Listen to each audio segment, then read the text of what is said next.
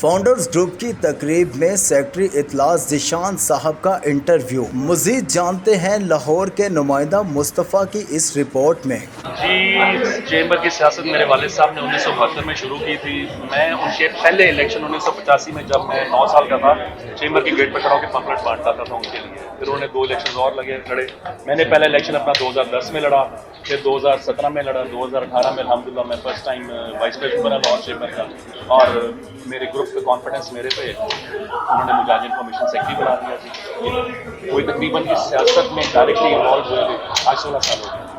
ماشاء اللہ سر، آج کی جو تقریب کی ایونٹ تھا اس کے حوالے سے کیا کہیں گے، کس طرح کہیں گے؟ بیسیکلی آج کی ہماری اسٹرکچرنگ تھی، لوگ تو ری اسٹرکچرنگ کہتے ہیں نا، ہماری اسٹرکچرنگ تھی، اس لیے کہ آج سے پہلے ہمارے گروپ میں چیئرمین صاحب تھے اور ان کے ساتھ ہمارا پورے کا پورا فارمر پریزیڈنٹ کا کلسٹر ہوتا تھا، مگر اس وقت انہوں نے 2 وائس چیئرمین بنائے ہیں، کہ شیخ صاحب بنائے ہیں کارپوریٹ کلاس سے، ہارون اروڑا صاحب بنائے ہیں جو کہ منجے ہوئے ہمارے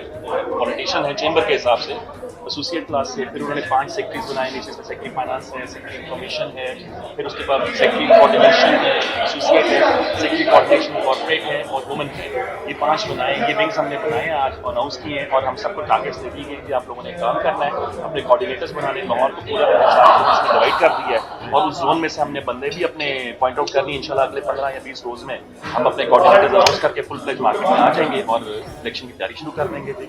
جو ہم لوگوں نے تھوڑا سا، میں کہتا ہوں 3-4 مہینے لیٹ کیا ہے، دیر آئے درست آئے، یہ 4 مہینوں کا کام ہم ڈبل سپیڈ